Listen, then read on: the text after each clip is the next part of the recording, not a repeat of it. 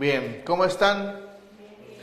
Bien, me da mucho gusto. Hoy somos menos, pero no hay problema. Creo que este mensaje nos va a bendecir abundantemente a todos nosotros. ¿Ok? Bien, quiero mencionar este hecho.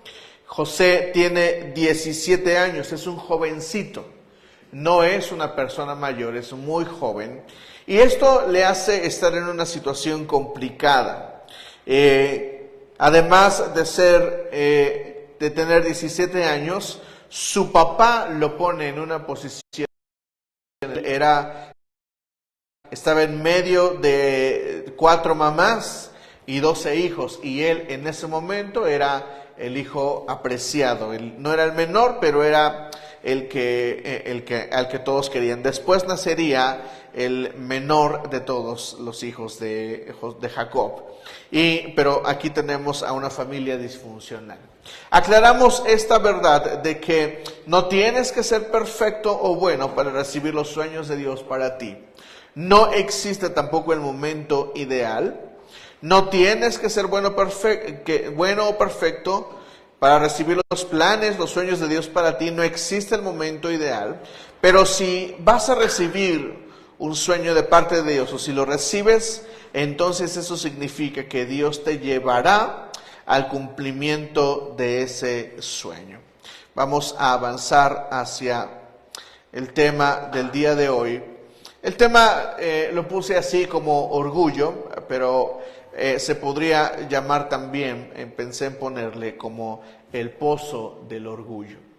Ahora vamos a ver Génesis en el capítulo 37 a partir del versículo 12. Génesis 37, versículo 12. Lo van a ver ahí en su pantalla, en la pantalla que tenemos. 37, versículo 12. Entonces José era un niño que tuvo un sueño y que se lo contó a los demás. Y yo pienso que cuando José contó el sueño también fue un poco agresivo. ¿En qué sentido lo digo? En que era un niño que presumía. Ustedes han tenido relación seguramente con niños de 17 años. Algunos son de bajo perfil, pero otros son muy altivos, muy presumidos. Y esto es algo normal de la edad, es normal. Pero considerando que José tenía 17 años y aparte era el preferido de papá, pues seguramente no lo dijo de buena gana ni lo dijo con buen tono cuando contó el sueño a sus hermanos y a sus padres. Entonces lo que sucede es esto que vamos a leer. Dice, versículo 12, después fueron sus hermanos a apacentar las ovejas de su padre en Siquem. Y dijo Israel a José, o sea Jacob, el papá, porque recuerden que Jacob se llama Jacob y cambia su nombre a Israel. Entonces estamos hablando de la misma persona. Dijo Israel a José, tus hermanos apacientan las ovejas en Siquem. Ven y te enviaré a ellos. Y él respondió, heme aquí. E Israel le dijo, ve ahora y mira cómo están tus hermanos. Voy a cambiar la versión NBI, perdónenme para que estemos bien. Voy a leer desde el 14. Israel continuó, vete a ver si tus hermanos y el rebaño están bien y tráeme noticias frescas. Y lo envió desde el valle de Hebrón. Cuando José llegó a Siquem, un hombre lo encontró caminando por el campo y le preguntó, ¿qué andas buscando? Estoy buscando a mis hermanos, contestó José. ¿Podría usted indicarme dónde están apacentando el rebaño? Ya se han marchado de aquí, le informó el hombre. Los oí decir que se dirigían a Dotán. José siguió buscando a sus hermanos y los encontró cerca de Dotán. Como ellos alcanzaron a verlo desde lejos, antes que se acercara, tramaron un plan para matarlo. Se dijeron unos a otros, ahí viene ese soñador. Ahora sí que le llegó la hora. Vamos a matarlo y echarlo en una de estas cisternas. Y diremos que lo devoró un animal salvaje.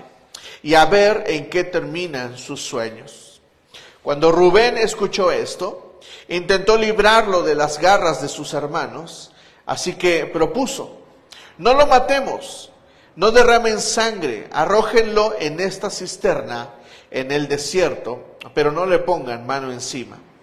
Rubén dijo esto porque su intención era rescatar a José y devolverlo a su padre.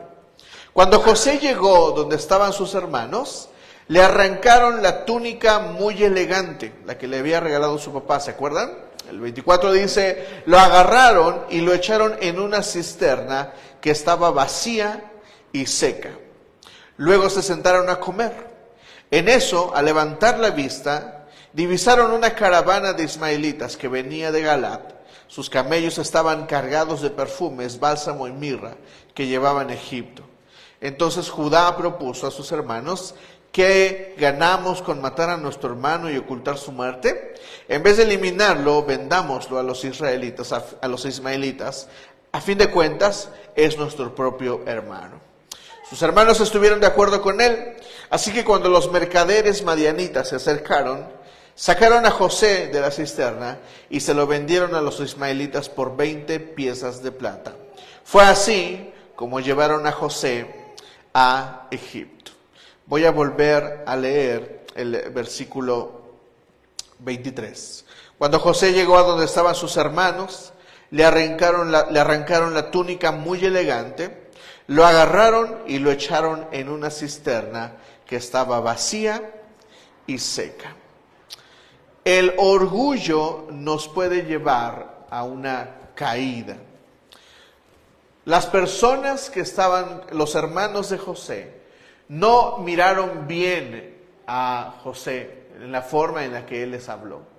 Por eso ellos están molestos con él. Y la consecuencia de esto es a echarlo en un pozo. Por eso este mensaje se llama el pozo del orgullo, o llámenlo simplemente orgullo. Quisiera ver con ustedes previamente a estos imposibles. En la teología hay un tema muy interesante que se llama los imposibles de Dios.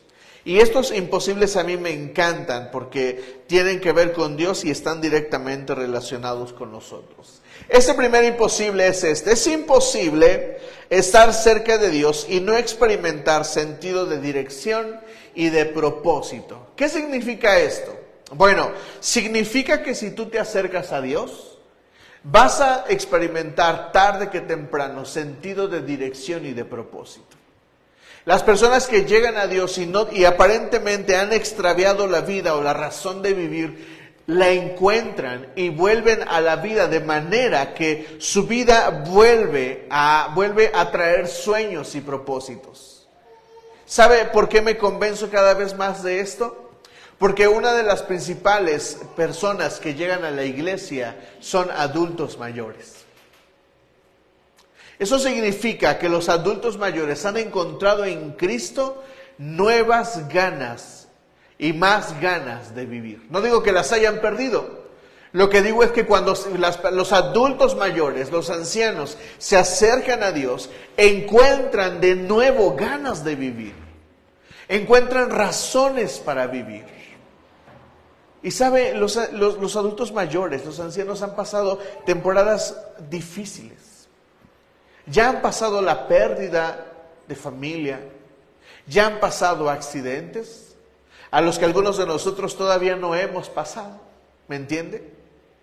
Y para muchos ancianos, para muchos adultos mayores, la vida a veces pierde sentido. Pero cuando llegan a Cristo, esas ganas de vivir vuelven.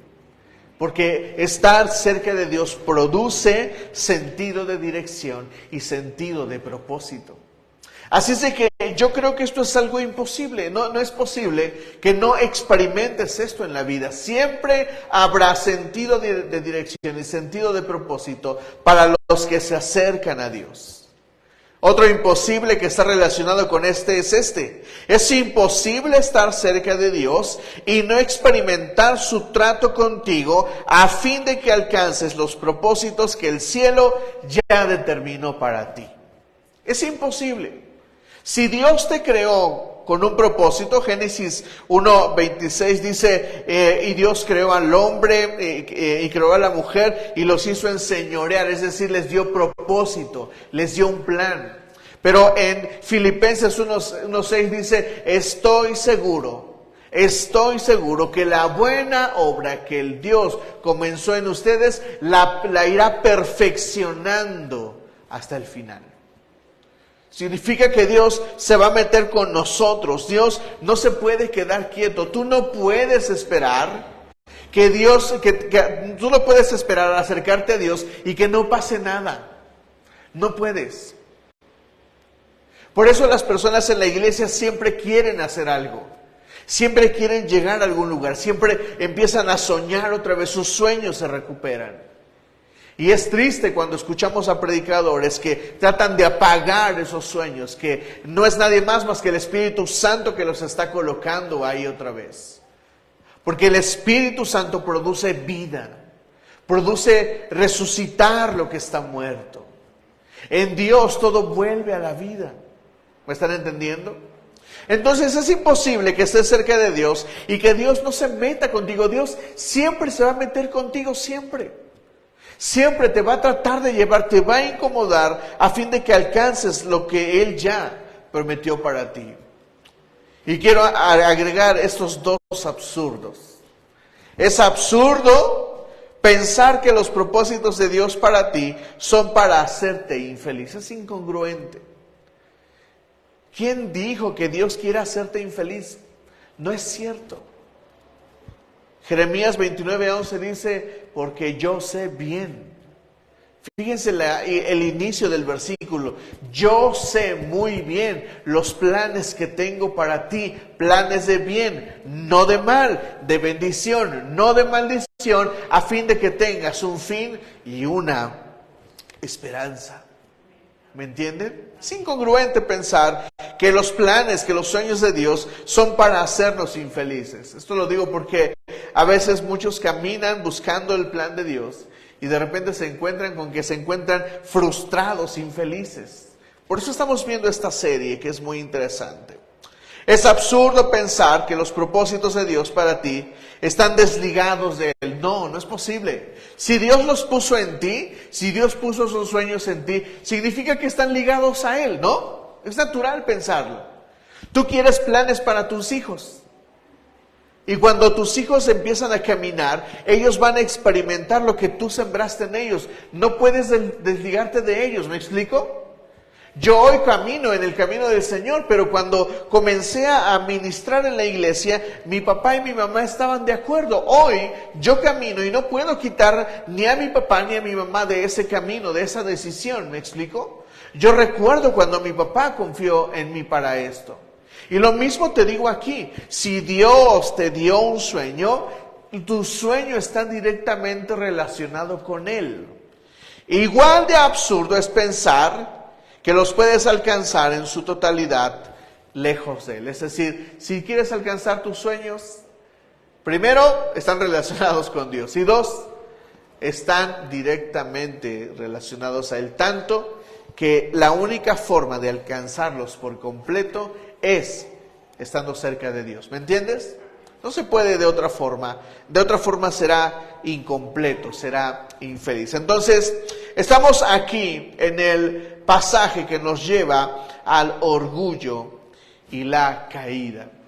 José presumió su sueño a sus hermanos y sus hermanos lo tiraron a un pozo. Por eso este mensaje se llama el pozo del orgullo.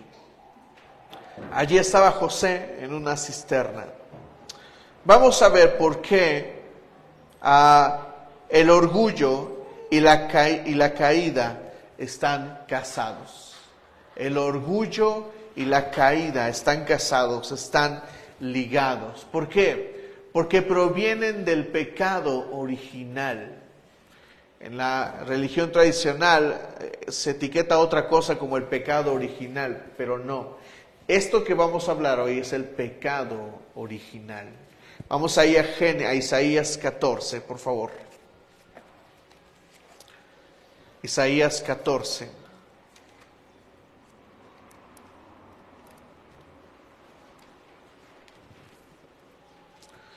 Del 12 al 15.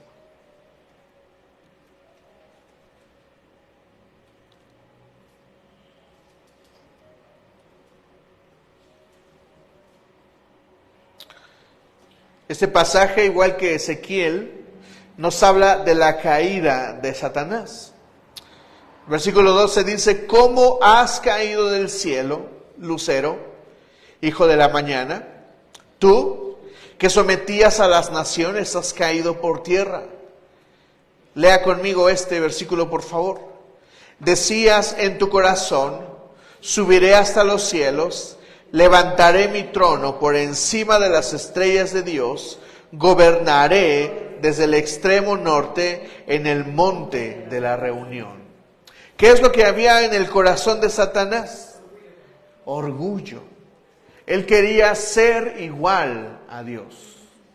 Él quería ponerse en el lugar de Dios. En el 14 dice: subiré a la cresta de las más altas nubes, seré semejante al Altísimo, pero ha sido arrojado a los dominios de la muerte, a las profundidades del abismo. Ahora voy a leer lo que dice el versículo 14.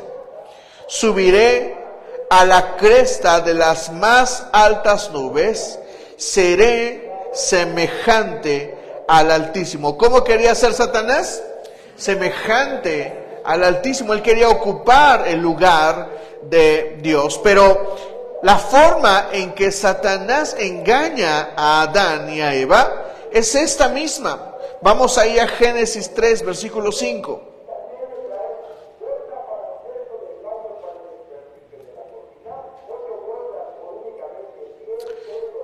Génesis 3, versículo 5.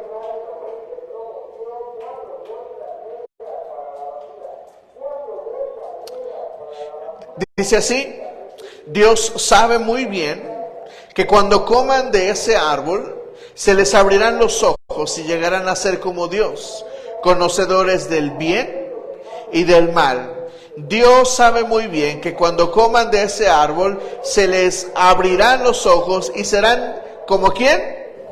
Como Dios. La idea de ser igual a Dios es una idea que nace del corazón de Satanás. Y es la misma frase que usa para engañar a la mujer. El orgullo de Satanás se traspasa a los hombres, porque sabemos que el hombre cayó, que desobedeció, que comió del fruto, que le abrió la conciencia.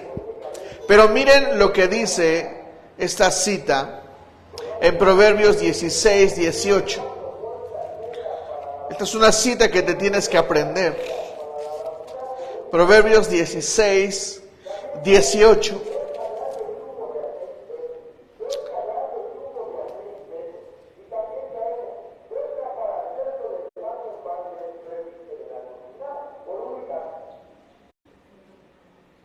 Proverbios 16, versículo 18. Léanlo conmigo. 1, 2, 3.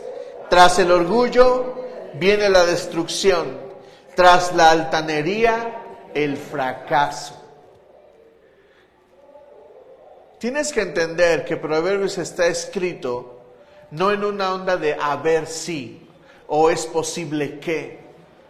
Pero el libro de Proverbios es un libro tan poderoso, tan lleno de sabiduría, que las cosas que están dichas ahí son cosas que son categóricamente ciertas. ¿Qué significa esto? Significa que eso que dice es verdad. Entonces este pasaje dice: tras el orgullo viene la destrucción, tras la altanería el fracaso. Iglesia, nos tenemos que cuidar del orgullo, de la altanería. ¿Por qué? Porque siempre que seas orgulloso, siempre, te lo estoy diciendo categóricamente, no estoy diciendo que tal vez, no, siempre el orgullo traerá destrucción. Siempre la altanería traerá fracaso. No hay otra cosa que le siga al orgullo, no hay. Y no es posible que suceda otra cosa. Esto es lo que le va a suceder a la gente orgullosa. Esto es lo que le pasa a los orgullosos. Esta es una verdad bíblica. Tanto como la que dice, instruye al niño en su camino y cuando sea grande no se apartará de él. Es la misma cosa. Si no tomas al niño y lo diriges de forma correcta en su niñez, el niño va a fracasar. Y esto dice aquí, tras el orgullo viene la destrucción, tras la altanería el fracaso. Es natural, es normal. Por eso a José lo echaron al pozo, porque era un orgulloso, porque se creía más. Mira, sus hermanos eran pastores y él los observaba, él los cuidaba y los acusaba de lo malo que hacían. Pregunta, ¿tú crees que eran muy malos estos pastores? Eran pastores, era su oficio. Pero José se paraba en un ambiente de perfección y él creía que porque él se creía más y entonces él iba y acusaba a sus hermanos con su papá. Eso es orgullo, creerse más que alguien. Pararte sobre algo que no existe. Eso es orgullo. La semana pasada les hablé de dos personajes, de Siba y de Bernabé, pero hoy quiero hablar más profundamente acerca del orgullo. Así es de que lo primero que tienes que saber es que el orgullo y la caída están directamente relacionados. Una persona orgullosa siempre va a caer, siempre. No hay opción. Yo lo he experimentado. En mis momentos de mayor orgullo fue cuando más bajo caí y más perdí, ¿saben? Yo entiendo lo que dice Proverbios, lo entiendo perfecto. He estado en momentos de mi vida en los que me he creído más que otros. Y fueron los momentos donde caí, perdí. ¿Me explico? Mi esposa me dijo, no manejes cuando me dirigía hacia Bacalar, no manejes. Y escuché la voz de Dios que me decía, deja el carro. No hice caso, manejé porque creía que podía. Y me quedé dormido a las 5 de la mañana, me estrellé y perdí el carro. Un carro que nos habían regalado. Por mi orgullo, por mi altanería de pensar que sí puedo, cuando en realidad no podía. ¿Me entiende? La presunción es orgullo. Quiero comenzar por esta línea. Porque José tiene la marca del orgullo que más se nota de una persona que es orgullosa. ¿Usted conoce a personas orgullosas? Yo sé que sí. Incluso usted mismo y yo mismo en algún momento hemos sido orgullosos. ¿Sabe cuál es la primera marca de una persona orgullosa? Está ahí en José. Ahí en José.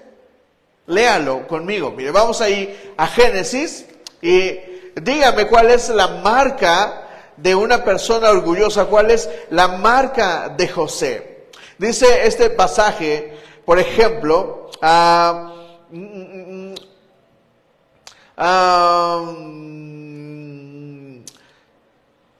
versículo 5, 37:5, dice, cierto día José tuvo un sueño, cuando se lo contó a sus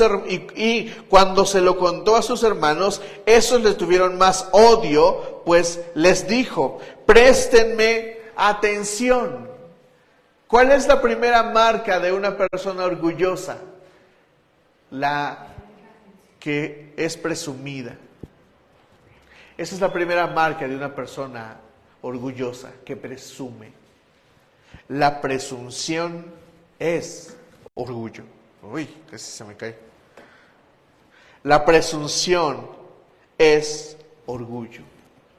son personas que viven no solo enfocados en su propia infalibilidad y perfección, sino que además ejercen un acoso moral persistente con el que humillar a los demás para engrandecerse aún más a sí mismos.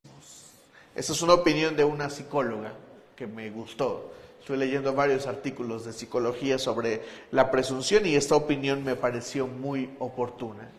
Dice, son personas que viven no solo enfocados en su propia infalibilidad y perfección, sino que además ejercen un acoso moral. Esto es la presunción. Te presumen, te dicen, no, yo he hecho esto, he alcanzado esto, yo he hecho esto, y siempre están marcados por la presunción. Te presumen.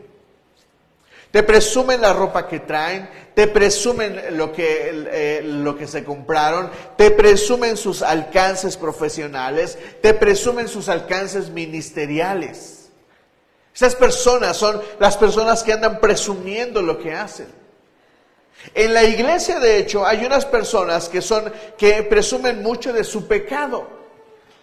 Y es increíble porque te dicen, no, hermano, yo cuando estaba lejos de Dios, yo me tomaba 20 seguidas y no me hacía nada. Esas son personas que presumen su pecado y es extraño, es raro. Pero les encanta presumir lo malo que hacían.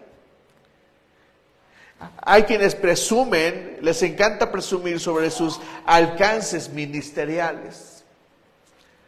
No paran de hablar, no, yo con la ayuda de Dios alcancé a esta familia para el Señor y los llevé a Cristo y así.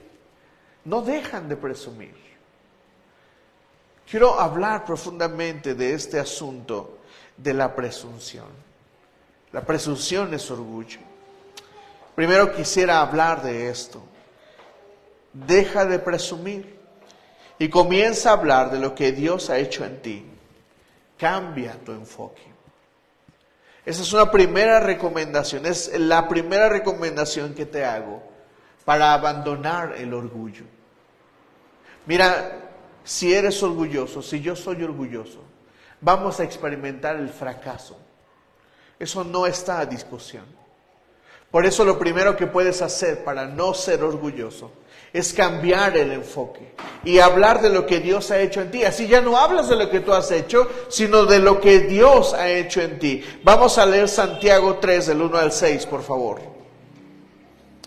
Vamos ahí a Santiago 3, del 1 al 6, por favor.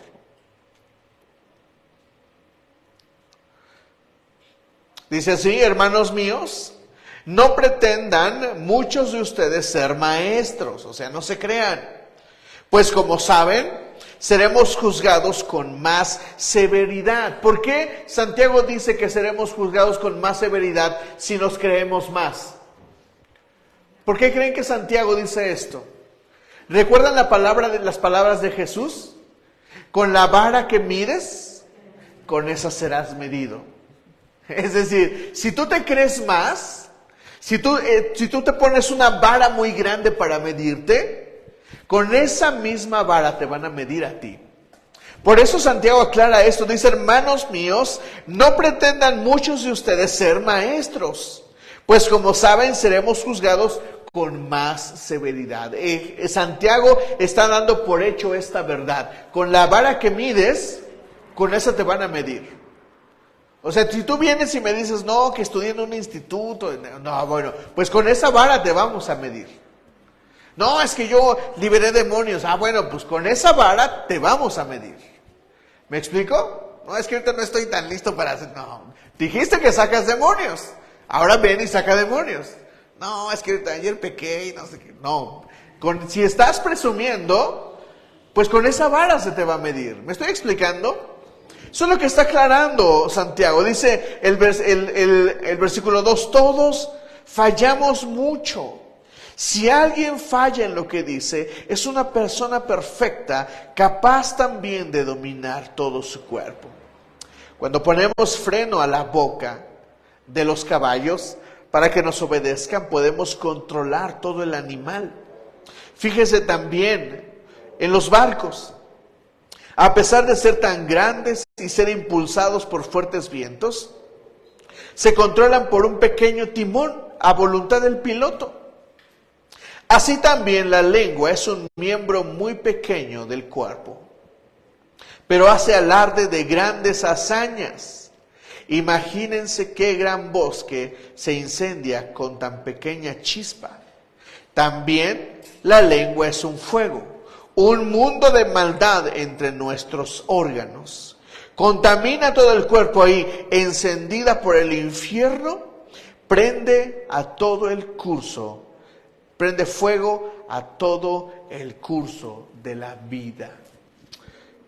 El ser humano no sabe domar y en efecto ha domado toda clase de fieras, aves y reptiles, bestias marinas, pero nadie puede domar la lengua. Es un mal irrefrenable, lleno de veneno mortal. Santiago está hablando de la lengua y nos invita a no creernos más. Cambia tu enfoque. Deja de hablar de ti y comienza a hablar de lo que Dios ha hecho en ti. Esto te va a colocar en una mejor perspectiva. Esto te va a cambiar el enfoque, te va a ayudar a abandonar el orgullo, la presunción, a andar presumiendo lo que haces. Vean lo que dice esta sección de este libro. Dice, si usted conoce a una persona orgullosa, usted conoce a una persona que en realidad es insegura. Él o ella pueden estar tratando de enmascarar esa inseguridad con grandes palabras pomposas, las cuales ciertamente parecen y suenan como el orgullo, pero en realidad es inseguridad.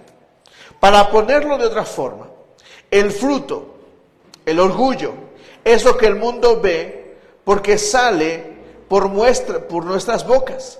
Pero lo que ellos no ven es la inseguridad de nuestros corazones. La inseguridad es la causa del problema. Es por esto que nosotros nunca podremos tratar exitosamente con el orgullo a menos que tratemos con nuestra inseguridad. Nuestro propio sentido de inseguridad y los sentimientos de inferioridad que le acompañan son el combustible para nuestro comportamiento orgulloso.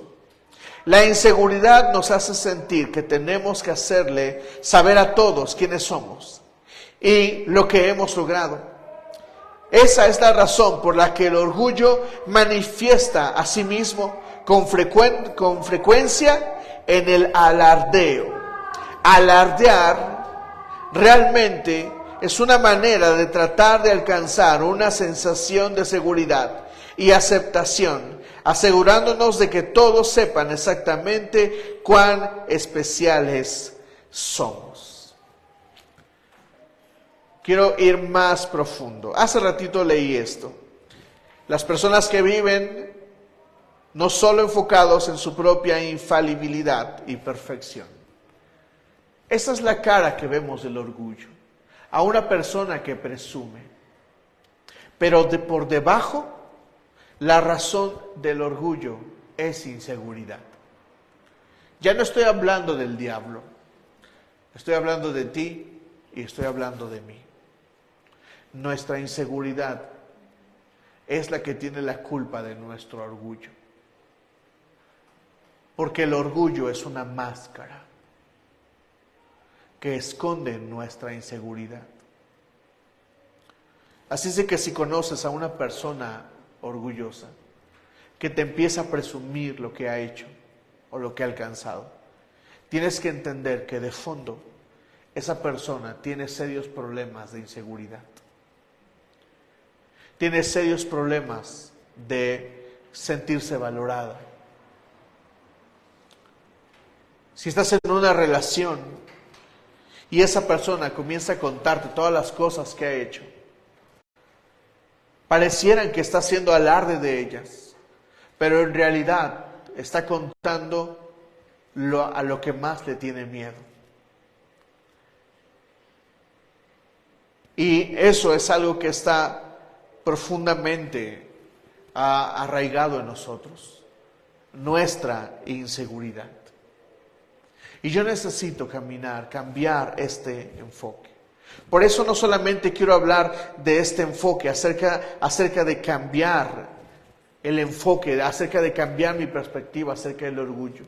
Eso solamente es el primer paso.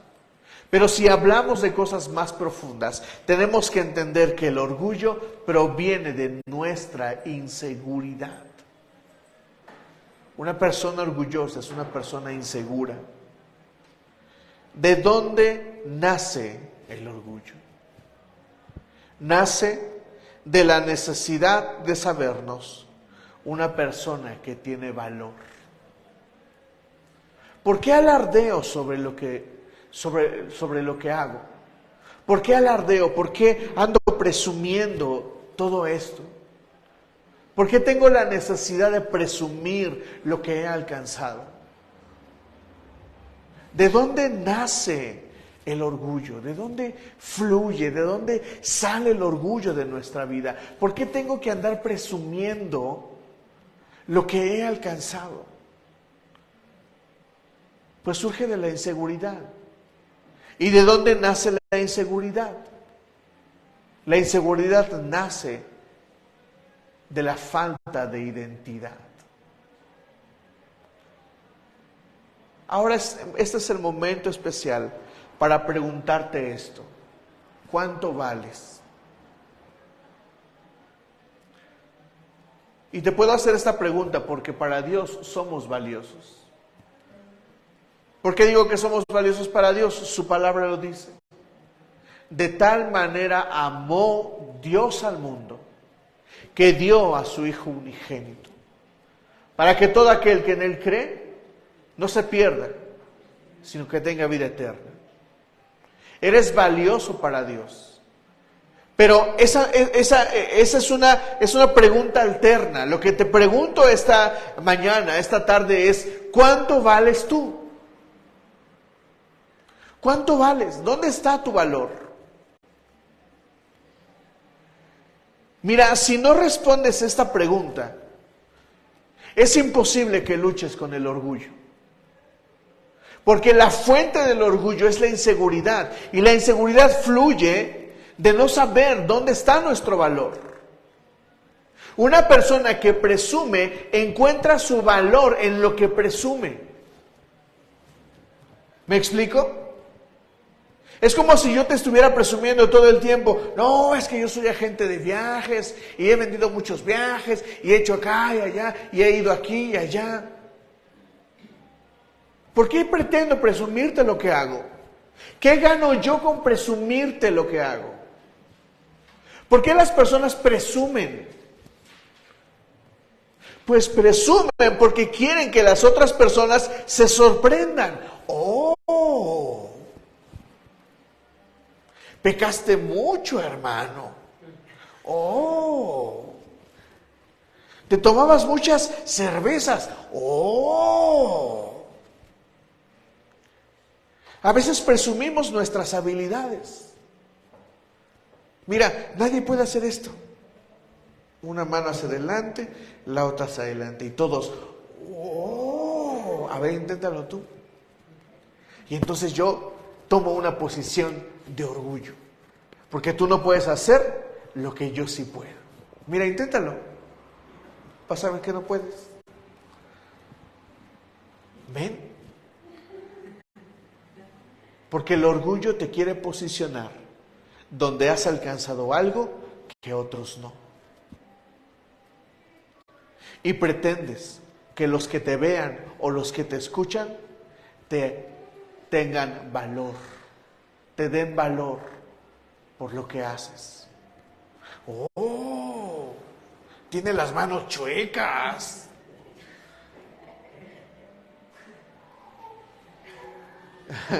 ¿Y saben qué es lo que sucede después? Después pasa esto. Que las personas comienzan a odiarte. Aguas, aguas, ahí viene el que tiene las manos chuecas, aguas, aguas. No lo miren a los ojos porque te va a decir que hagas esto. Y entonces, ¿saben qué comienza? La caída. El pozo. Donde todos caemos por causa de nuestro orgullo. Porque una persona orgullosa siempre va a presumir. Esa es la primera marca de una persona orgullosa. Y yo quisiera decirte que no somos orgullosos, pero hoy vine a decirte que todos somos orgullosos y que todos hemos presumido algo en algún momento. Pero eso no es lo importante. Lo importante el día de hoy es que tú me digas cuánto vales. Porque cuando tú entiendas tu valor, cuando comprendas tu valor, va a desaparecer la necesidad de que alguien más te valore. Miren qué tan absurdo es que todos buscamos el amor por el orgullo. Y esto es algo grave. Es muy grave. A los que están solteros, yo les digo algo. Si buscan el amor a través del orgullo, se van a equivocar. Porque buscar el amor a través del orgullo, a través de presumir quién soy y qué he hecho, es una trampa gigantesca. Porque cuando tengas problemas en eso que tanto presumes, se va a perder la imagen del amor. Por eso muchos terminan amando por. Te amo porque estudiaste mucho. Te amo porque tienes grandes alcances profesionales. Te amo porque tienes musculotes. Pero mira, lo primero que pasa cuando te enamoras es que subes de peso. Y eso se pierde luego. ¿Me explico? Te enamoras y subes 10 kilos. Adiós músculos. Y entonces la razón de amar se perdió. Por eso tienes que contestar esta pregunta. ¿Cuánto vales? ¿Dónde está tu valor? Porque el orgullo, la presunción, presumir, nace de la necesidad de ser valorado, de sabernos una persona que tiene valor. ¿Me entiendes? Este momento es un momento para decirte algo sobre José y sobre Jesús. Bíblicamente los estudiosos ya han hecho sus estudios sobre la Biblia y han encontrado esta verdad trascendente.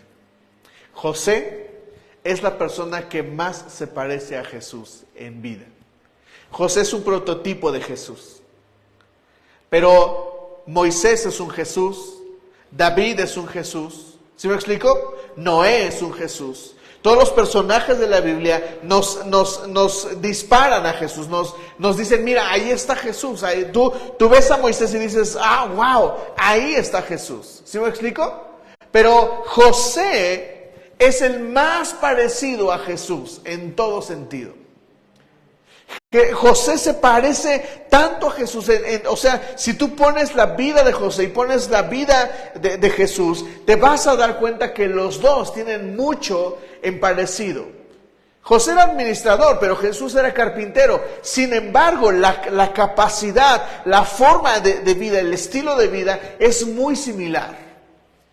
Por eso quiero hablarte de Jesús acerca del orgullo. Vamos ahí a Mateo capítulo 4, por favor.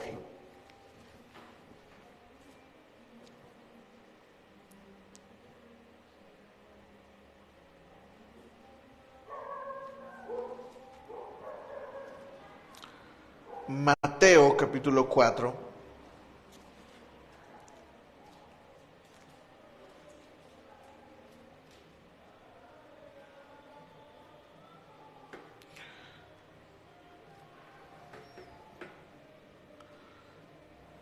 Dice lo siguiente: luego el Espíritu llevó a Jesús al desierto para ser tentado por el diablo.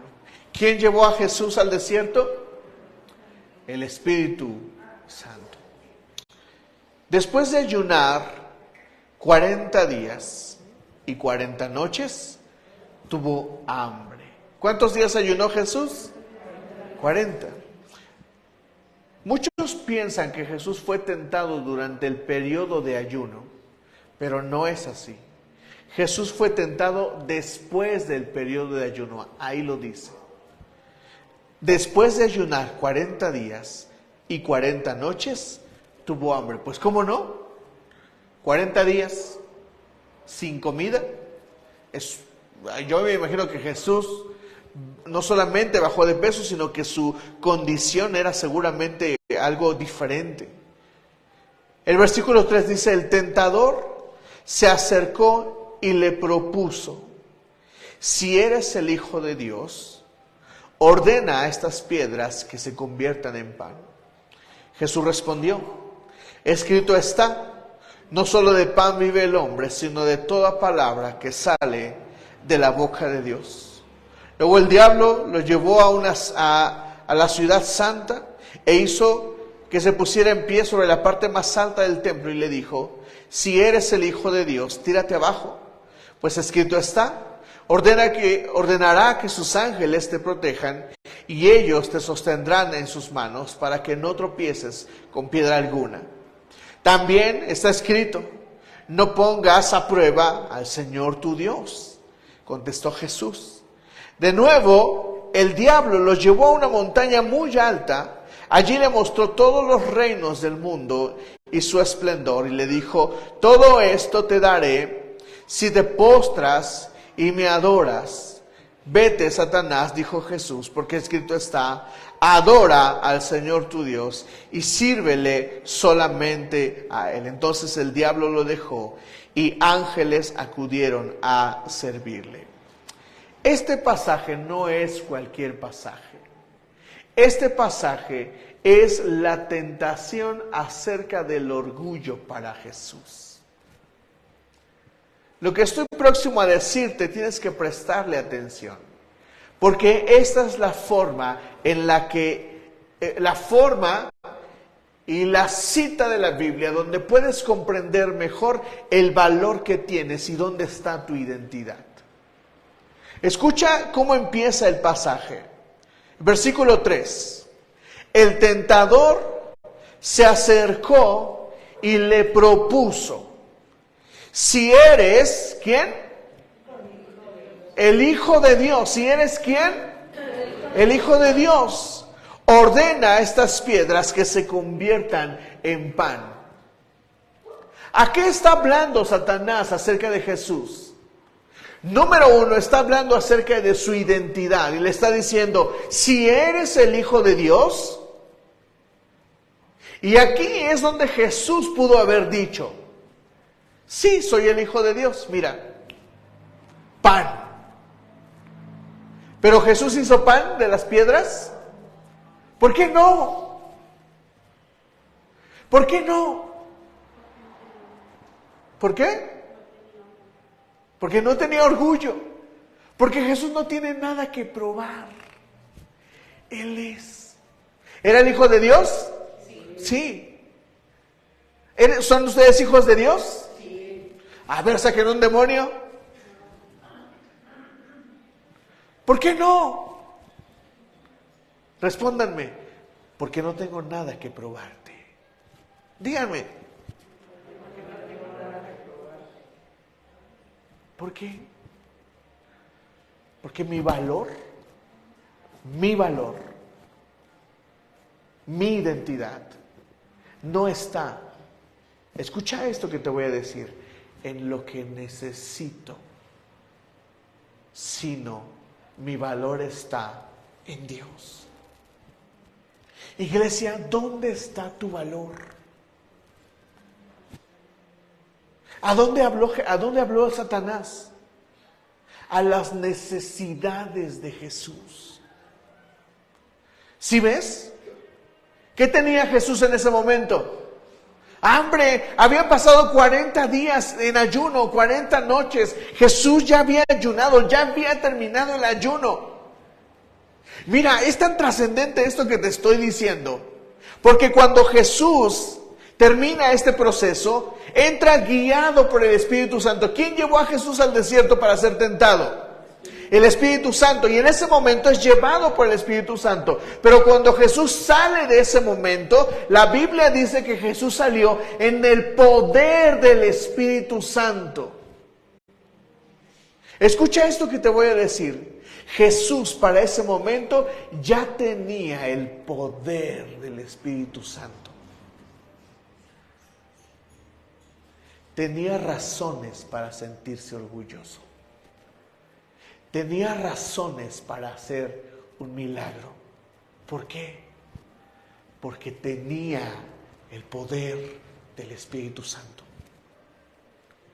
Por eso Satanás viene a tentarlo. Porque Satanás sabe que Jesús tiene el poder. ¿Me estás entendiendo, iglesia? ¿Y sabes qué? Satanás sabe que tú tienes el poder. ¿Y sabes por qué somos orgullosos? Porque hemos escuchado la voz del diablo que nos dice: no vales nada. No vales nada.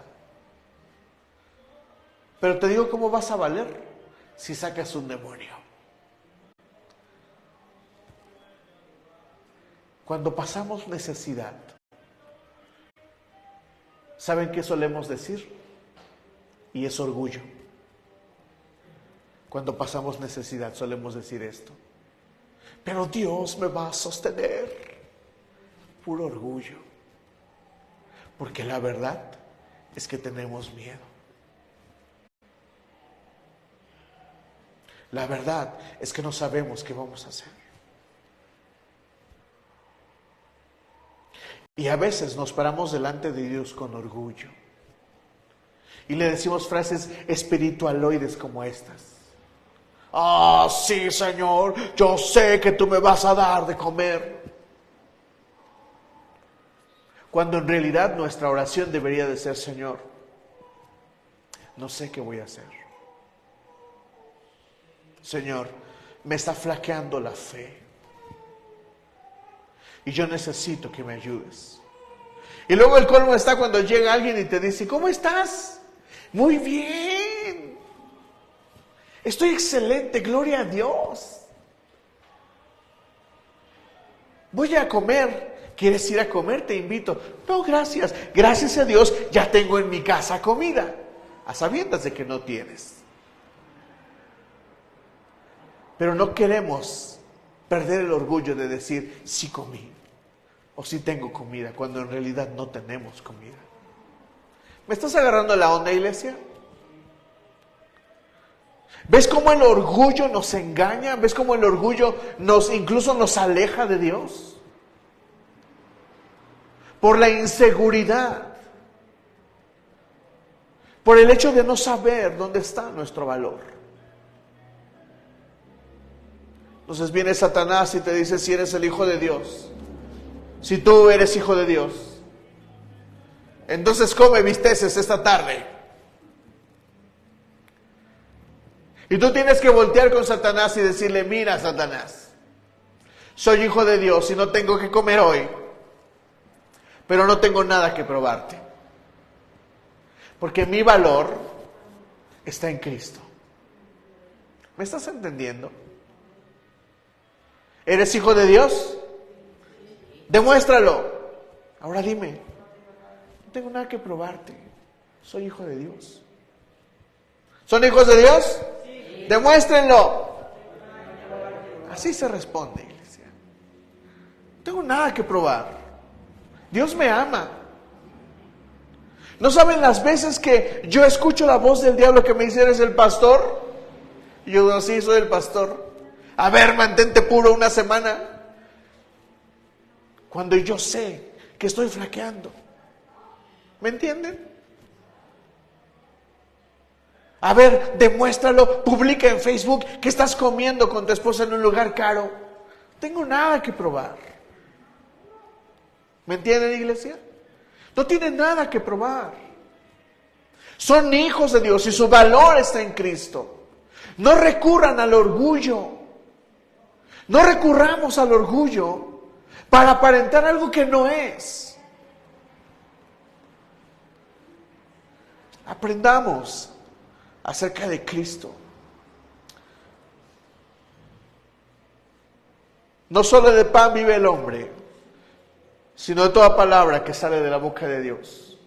Tal vez hoy no tengo que comer, pero tengo a Dios en mi vida. Y eso es todo lo que necesito. Mañana me voy a levantar temprano y voy a trabajar. Y voy a comer. Pero si no, no tengo nada que probar. Lo siguiente es muy interesante. Luego el diablo lo llevó a la ciudad santa e hizo que se pusiera de pie sobre la parte más alta del templo y le dijo: si eres el Hijo de Dios, tírate abajo, pues escrito está: ordenará que sus ángeles te protejan y ellos te sostendrán en sus manos para que no tropieces con piedra alguna. ¿A qué le está hablando Satanás acerca de Jesús? ¿A qué le está hablando?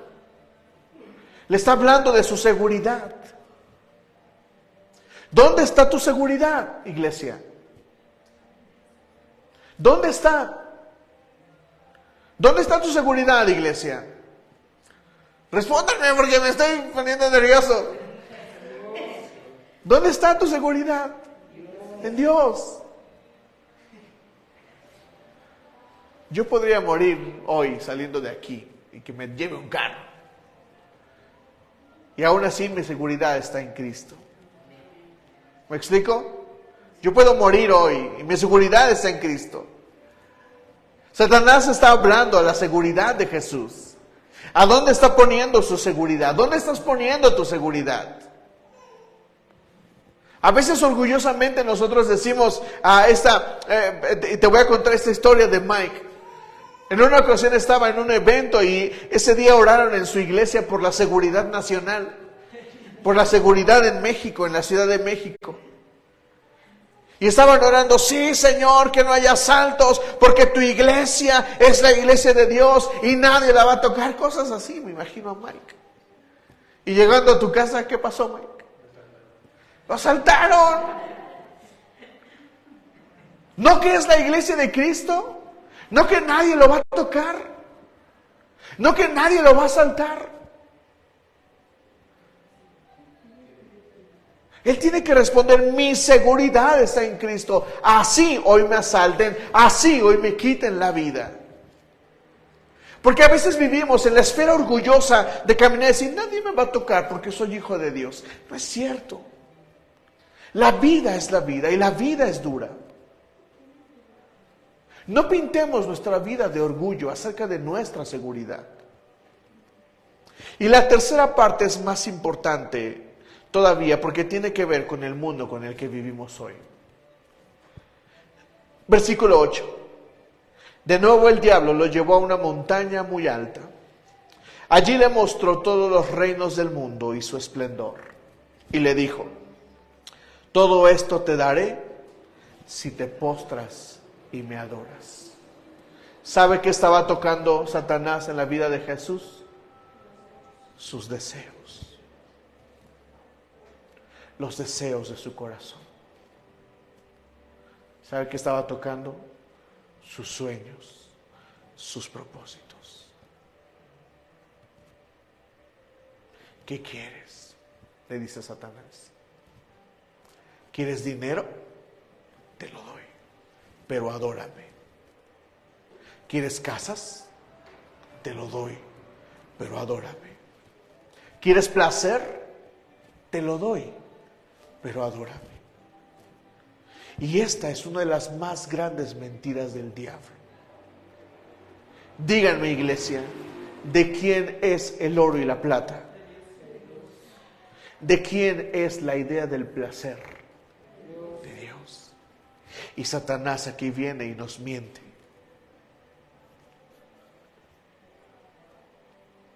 Jesús pudo haber dicho: mira, soy el Salvador del mundo. O sea, ¿qué quieres hacer? Ante mí toda rodilla se va a doblar. Jesús pudo haber presumido su posición. Pero las palabras de Jesús son trascendentes y son con las que te debes de quedar el día de hoy. Vete, Satanás, dijo Jesús, porque escrito está: adora al Señor tu Dios y sírvele solamente a Él. Por eso te he dicho que tus sueños están relacionados con Dios. No están relacionados con otra persona, están relacionados con Dios. Y si tú comprendes esto, tú vas a comprender mejor el asunto de tus sueños y de tus anhelos. Porque tus sueños están directamente relacionados con Dios. ¿Me estás escuchando?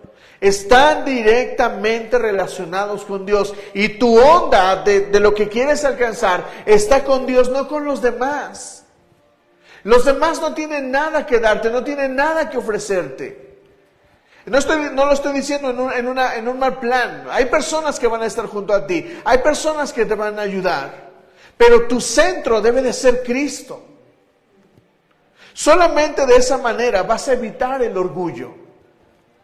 Porque vas a entender que todo lo que tienes procede de Dios, que todo lo que das procede de Dios, que todo lo que haces viene de Dios, que viniste a este mundo para cumplir un propósito que viene de Dios. No tienes nada que probarle a nadie más, ni al diablo, ni a la iglesia, ni al pastor, ni a nadie.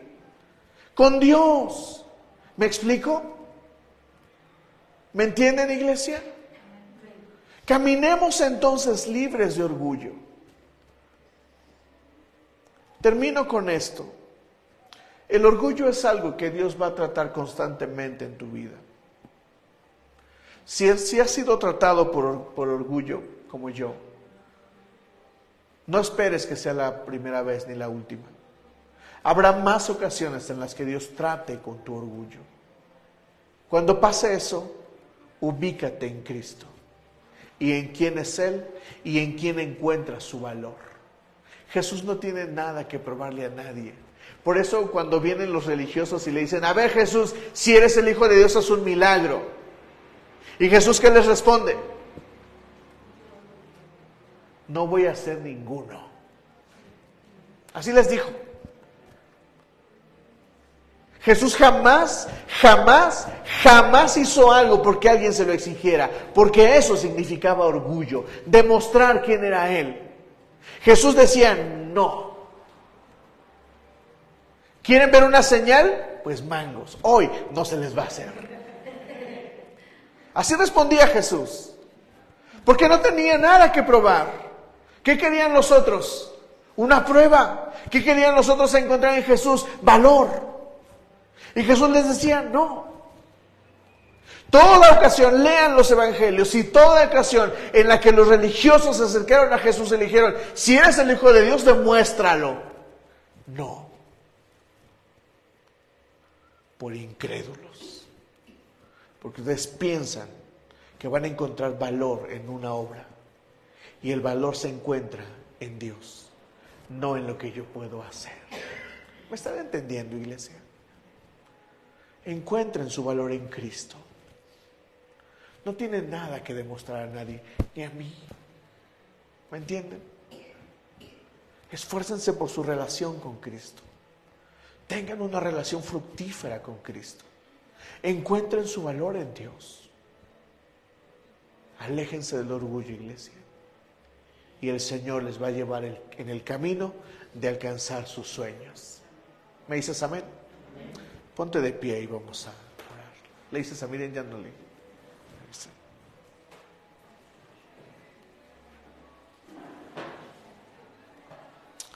Ponte de pie, iglesia.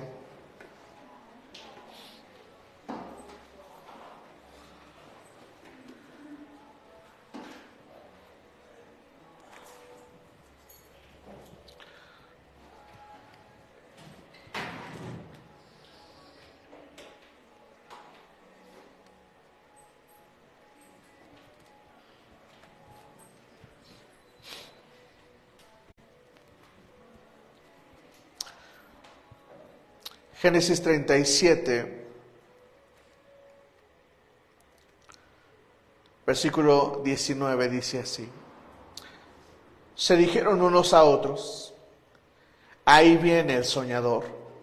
Ahora, sí que le llegó la hora. Vamos a matarlo y echarlo en una de estas cisternas, y diremos que lo devoró un animal salvaje. Presta atención a esto que dice la Biblia. Y a ver en qué terminan sus sueños. Quiero decirte algo esta tarde, iglesia. Tus sueños jamás van a morir. Jamás. ¿Sabes cuál es la única forma de que tus sueños mueran? Que tú te mueras. Jamás van a morir tus sueños. Aún en el peor de los panoramas, aún en el peor de los escenarios, aún en el pozo del orgullo, aún ahí tus sueños van a seguir vivos. La única forma de que mueran los sueños es que muramos nosotros. Y Satanás va a tratar siempre de hacer esto, matarte para que tus sueños, que tienen que ver con Dios, también mueran. Y el orgullo es una forma de detener tus sueños. Di no al orgullo, iglesia. Sé humilde. Ten una actitud humilde. Y permite que el Señor transforme tu vida y te lleve al alcance de lo que el cielo ya determinó para ti. Cierra tus ojos y concéntrate en Cristo. Concéntrate en Dios unos minutos. Concéntrate en Él. Haz una primera oración y dile al Señor: Señor, revélame tus sueños. Dame vida. Resucita mis sueños. Resucita lo que he perdido, tal vez. Resucita lo que he dejado morir. Resucita, resucita. Señor, dale sueños a tu iglesia. Dale anhelos, Padre. Señor, yo creo que tienes sueños para ellos, Dios, en el nombre de Jesús. Y yo te pido, Señor, que vengan, que entendamos que nuestros sueños están relacionados contigo y que la mejor forma de alcanzarlos es estar cercanos a ti, Señor.